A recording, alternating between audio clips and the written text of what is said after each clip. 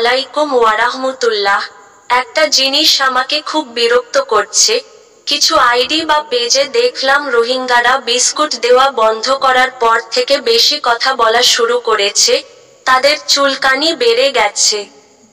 আচ্ছা, রোহিঙ্গা শিক্ষার্থীরা যদি বিস্কুটে আসক্ত না হয়, বা বিস্কুট খাওয়ার জন্য ল্যান্সিং সেন্টারে না আসে, তাহলে তাদের এত হই হুল্লোড়ের কী দরকার?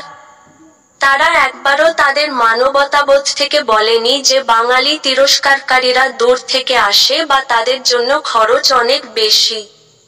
অফিস কর্তৃপক্ষের উচিত অন্তত আমাদের ল্যান্সিং সেন্টার চালানো।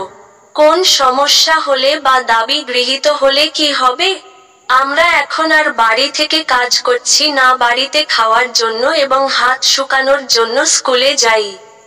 রোহিঙ্গারা যে অবৈধ তা বারবার প্রমাণিত হয়েছে। কেন তারা একটানা স্কুল চালাচ্ছে? আমাদের মানববন্ধন শুধু অফিসের সঙ্গে, রোহিঙ্গাদের সঙ্গে নয়। তাহলে তারা কেন আমাদের বিরুদ্ধে কথা বলছে? তাদের মূলত খুঁজে বের করা উচিত কে তাদের সেই অধিকার বা সমর্থন দিচ্ছে।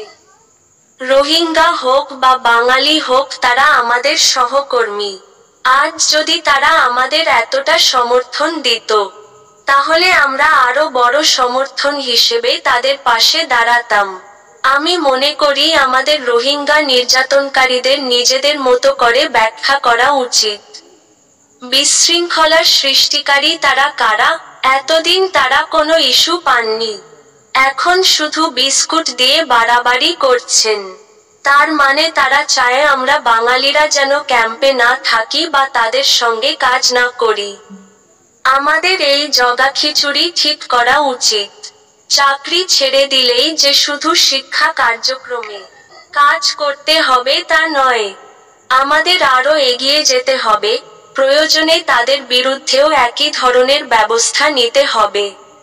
সকলের মতামত আশা করছি, ভুল কিছু বলে থাকলে ক্ষমা করবেন।